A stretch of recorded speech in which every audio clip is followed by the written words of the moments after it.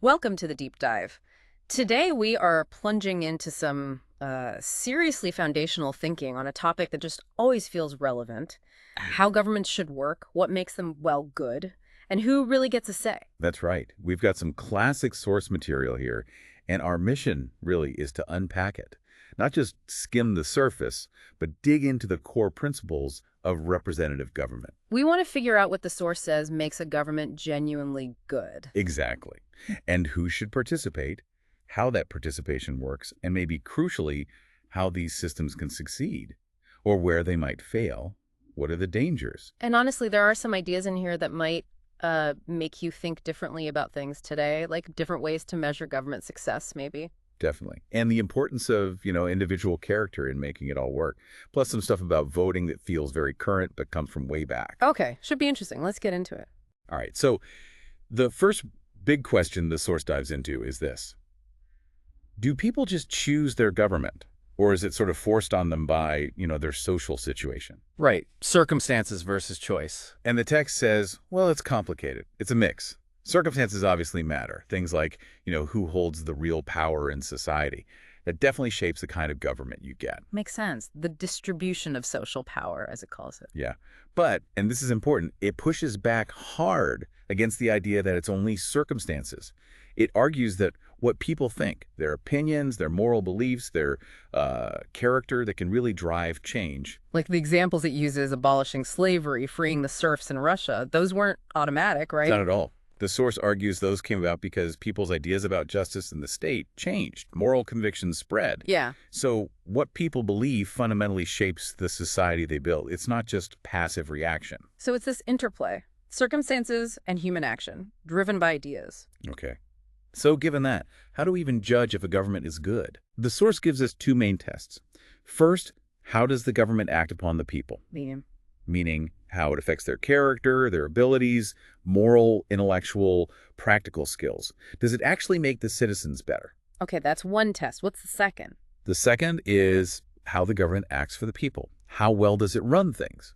Manage public business, the day-to-day administration. Interesting. And the source seems to think that first one, the action upon the people, is maybe more important. Yeah, arguably more fundamental. The idea is that a truly good government should be, in a way, educational. It should elevate its citizens, foster an active character, not a passive one. Active versus passive, what does that look like? Well, it uses this great contrast. Think about how people react to bad things happening. One way is just resignation, like, oh, well, must have patience. The French phrase, il faut de la patience. Right, just accept it. The other reaction is, what a shame. Like, this is wrong, this shouldn't have happened, it could have been prevented. The source argues that societies where people have that, what a shame, impulse, where they feel responsible and believe things can be fixed, those are the societies that improve. And representative government, because it demands participation, helps build that active character. Exactly. It encourages self-help, self-reliance, getting involved, which is the opposite of what, say, a despotism often wants. Despots often prefer people to be quiet, passive, easier to manage. Yeah, the source brings up historical examples, doesn't it? It does. Contrast places like ancient Greek democracies, the Italian republics, with, say, populations under feudal monarchies. It connects their energy and success to having more active populations. Even mentions the Jews and their prophets who could challenge authority. Right, as fostering a more active spirit compared to populations under even well-meaning despotisms, like the Incas or the Jesuits in Paraguay. Ah, yes, the Incas in Paraguay. Described as well-run, maybe even kind, but... But the people were kept like children, right? Managed, guided, never really expected to think or act for themselves. The source uses this metaphor of leading strings. Leading strings, like for toddlers. Yeah, and it says, those are only okay if the goal is to teach you to walk on your own eventually. A government that just keeps people in permanent tutelage, even if it's efficient, isn't truly good because it stunts their development. Any real improvement in people will make them want control over their own lives. Okay, so that active character is key, which leads to a big question. Can representative government just work anywhere then? Anytime? The source says definitely not. It needs certain conditions. 3 basic ones. What are they? First, the people have to be willing to actually accept it, to receive it. And not just passively accept, right? That mentions indifference can be deadly too. Precisely. Apathy is a killer. Second, they need to be willing and, crucially, able to do what's needed to keep it going. Like what? like defending it if it's attacked, resisting attempts to corrupt it or undermine it, being prepared to fight for it, essentially. Okay. And the third condition? They have to be willing and able to actually do the duties the system asks of them. Participate, vote, serve on juries, engage locally, be an active citizen. And if those conditions aren't met? Then things can go downhill fast. People might just use their vote for personal favors or narrow local interests. Representatives might just be in it for themselves, looking to make their fortune, as the source puts it. Exactly. And the whole system can decay. Yeah. The executive might grab too much power, maybe buying off representatives. The assembly itself could become just a talking shop, a burden, not really governing effectively. It mentioned modern Greece at the time as an example where things were not ideal. Lots of place hunters in the assembly. Yeah, though it did concede that even then the assembly kept some level of public discussion alive, which was something, but it showed the weakness when those citizen conditions weren't strong. Okay, so beyond just surviving, the source talks about inherent problems within representative government, these infirmities and dangers. Right. And one big one is the classic problem of sinister interests. Sinister interests. That just means basically rulers looking out for themselves or their own group, doesn't it? Pretty much. Promoting their own benefit over the general good, like a king taxing everyone heavily just to fund his lifestyle, or nobles getting special privileges. But how does that play out specifically in a representative system? The big danger highlighted is class legislation by the dominant class.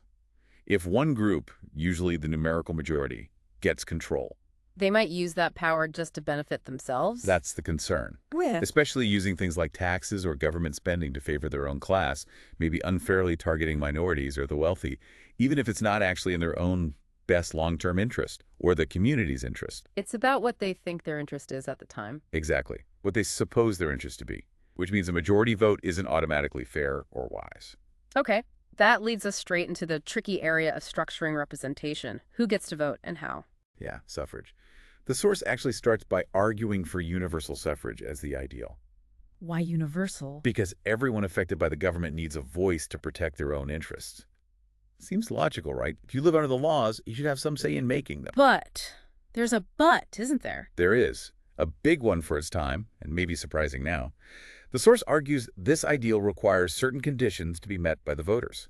Like what kind of conditions? It suggests things like basic literacy and numeracy, being able to copy a sentence, do a simple arithmetic problem, the rule of threesome. Rule of three, like proportions. If 3 cost X, how much do 5 cost? That kind of thing. Exactly. Basic practical calculation.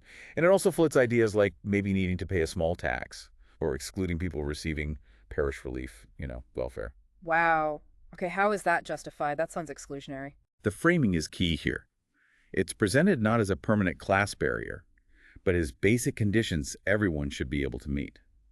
The argument, rough as it sounds to us, is that someone completely dependent or unwilling to meet these minimums isn't likely to use their vote responsibly for the common good.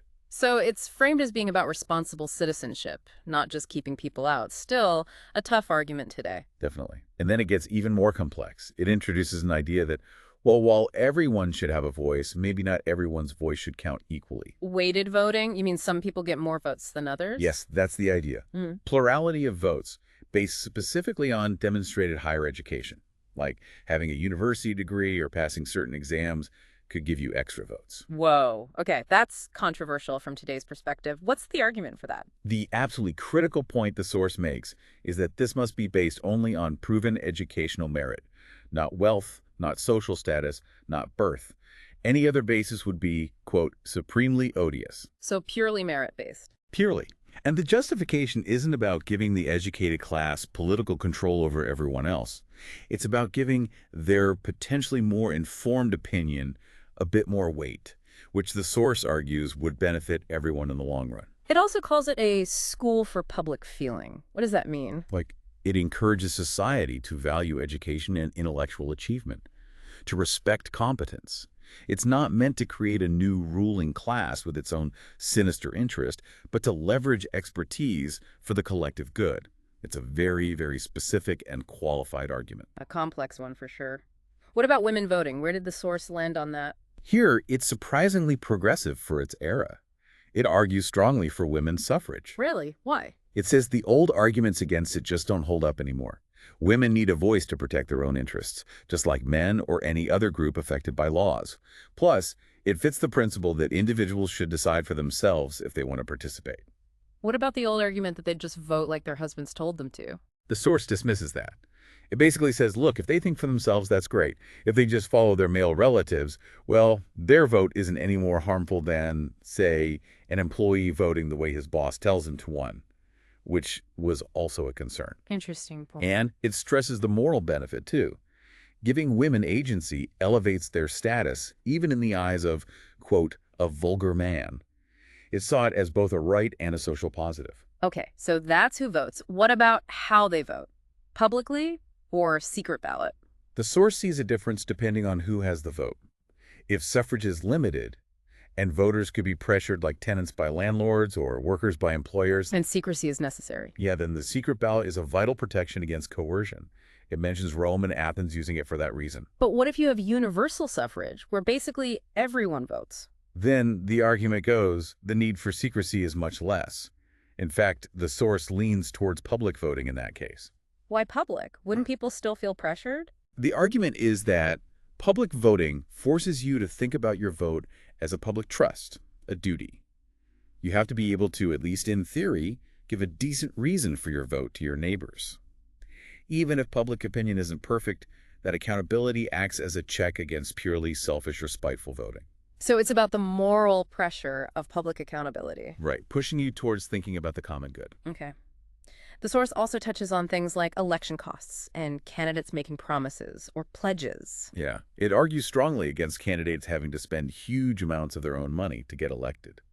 That invites corruption and means only the rich can realistically run. So maybe public funding for essential costs. It suggests something like that, maybe with candidates putting down a small deposit to show seriousness, but making big personal spending illegal. And pledges. Should candidates promise exactly how they'll vote on everything? It sees a tension there. Electors do need to know a candidate's general views, especially if they're from a different social class. And on really big defining issues, maybe a pledge is reasonable. But ideally, representatives shouldn't just be messengers, tied down on every single issue. On less fundamental things, the source suggests electors should trust the judgment of the person they chose, especially if they believe that person is, well-informed or has superior judgment. It's about finding a balance. Between accountability and allowing representatives to actually use their discretion and expertise. Exactly, for the sake of better governance overall. All right, so we've covered the citizen's role, voting. Let's shift to the machinery of government itself. Assemblies, like Parliament, the executive, the administration. What did the source say Parliament should be doing? The main idea is that the Assembly's job is to control the government, but not necessarily to do all the detailed work itself. Control, not do. What's the difference? Think of it like this. Parliament's job is to make sure the right work gets done well. Overseeing, questioning, holding ministers accountable, approving or rejecting laws, controlling the money, but not getting lost in the weeds of actually running departments or drafting every clause of a complex bill. Why not? Why shouldn't the elected body do the detailed work? Well, because running things requires specific expertise, focus, undivided attention. Large assemblies, with all the debate and politics, just aren't built for that. And there are dangers if they try. Yes. The source warns about special interests sneaking things into complex legislation that the whole assembly doesn't really understand. Or appointments being made based on political favors. Jobbing, it calls it. Ah, jobbing. Good word for cronyism. Right. Or just popularity, rather than whether someone is actually qualified for an administrative job. An assembly isn't suited for those kinds of detailed operational or personnel decisions. So for something like drafting laws. The source actually suggests having a specialized permanent body, like a legislative commission or maybe a skilled civil service group, draft the laws. Then Parliament gets the power to say yes, no, or send it back for changes, but not necessarily rewrite it line by line on the floor. Ensures competence in drafting, but keeps political control with the assembly. That's the idea. What about the executive branch? The leader, like a prime minister or president. It touches on different ways of choosing the chief executive. Contrast the British system, where the PM comes from Parliament, with the U.S. system of a directly elected president for a fixed term. Just notes they have different pros and cons regarding things like accountability and stability. And what about the people who actually run the government departments day to day? The permanent civil service, the bureaucracy? Here the source is really strong. It pushes hard for competitive examinations as the way to select these administrators. Meritocracy, basically. Absolutely. As the best way to get qualified people and ensure fairness and impartiality, instead of appointments based on who you know, patronage or jobbing, or just promoting people because they've been there the longest. Was that controversial back then? Oh, yeah. It acknowledges criticisms that exams might just test obscure knowledge, but defends them as testing basic competence and ensuring people are chosen openly and fairly, not through connections. Though it adds that judging fitness for promotion still needs good judgment from superiors. Makes sense. And judges, how should they be chosen? Definitely not by popular election, according to the source. Why not? Because judging requires qualities like calmness, impartiality, deep legal knowledge, and things that aren't necessarily rewarded in a popular election campaign. Judges should be accountable mainly to legal standards, their peers, and public conscience, not political pressure. So how do you ensure accountability? Mechanisms for removal in cases of actual misconduct, yes, but insulating them from day-to-day politics. The public's role in justice is seen more through things like serving on juries. Okay, let's zoom out one last time. What about government beyond the central state? Local government and ruling over different groups or colonies? Local government gets a big thumbs up. It's seen as incredibly valuable, especially as a school for public duty. The school? Yeah, a place where ordinary people, including working classes, learn how to handle public business, take responsibility, develop civic skills. Things like serving on juries or participating in parish councils in England are examples. It's practical training in citizenship. So it's not just about fixing potholes, it's about building better citizens. Exactly. But it also stresses the need for balance. Local bodies are great for handling local details, poor relief, sanitation, things like that. But the central government still has a role. Definitely. The central government needs to oversee the general principles. Things that need consistency across the country, like justice, police, prisons. And the central government can learn from all the local experiences, plus look at what other countries are doing to set better overall standards and principles. So local detail, central principles, and oversight makes sense. What about governing different nationalities all under one roof? The source sees that as really tough, especially if the groups are very different culturally or live in distinct areas and don't feel much connection. It suggests that sometimes if one group feels constantly oppressed by another within the same state, separation might actually be the better path for peace and freedom. A difficult conclusion, but maybe realistic sometimes. And finally, what about a free country, like Britain at the time, ruling over dependencies, like India? The source is pretty critical of having the home country's parliament directly run a dependency. Why? Wouldn't the democratic body be better? The argument is that the home parliament is focused on its own domestic politics and voters. It doesn't understand the dependency's context well and might try to impose unsuitable ideas like its own religion or favor its own settlers over the local population. It argues that rule by dedicated, appointed officials can actually be less bad, provided they are the right kind of officials. What's the right kind? Highly trained professionals who make a career of understanding the dependency. People whose main job and focus is the welfare of the people they are governing there, not pleasing voters back home or using it as a stepping stone. So specialized ethical administrators focused on the local good. Exactly. Contrasted with just appointing people based on connections back home or assuming someone good at one thing will be good at colonial administration or just promoting based on time served. It's a call for real expertise and a strong sense of duty towards the governed population in those very difficult situations. It really highlights that context matters hugely in governance. Absolutely. What works in London doesn't automatically work or is even fair in Calcutta. That's a key insight. Wow. Okay, we have really covered a lot of ground here, diving into this classic thinking on representative government. We sure have. From those basic tests especially, that idea of government improving the people to the conditions needed for it to even survive. Right, and the challenges like those sinister interests, particularly class interests, and the whole complex debate around who votes and how. Yeah, the arguments for conditional universal suffrage, that controversial idea of weighted voting based purely on merit, and the strong push for women's suffrage too. And then the machinery parliament controlling, not doing the detail, the need for a professional, merit-based administration and judiciary. And finally, the importance of local government as that school for citizenship, and the really difficult issues around governing diverse populations and dependencies properly. These aren't just dusty old ideas, are they? Even though they're from a different time, they touch on questions about power, who gets it, how it should be used, how people participate, questions we're still debating constantly today. Absolutely. They feel incredibly relevant. So maybe here's a thought to leave you with, drawing from all this. How well do our own representative systems today really cultivate that active citizen character the source thought was so vital? The what a shame, let's fix it attitude, rather than just passive acceptance. And are the safeguards we have in place truly enough to protect against those sinister interests, whatever forms they take now in the 21st century? Do our systems promote the common good effectively against narrow interests? Definitely something to think about.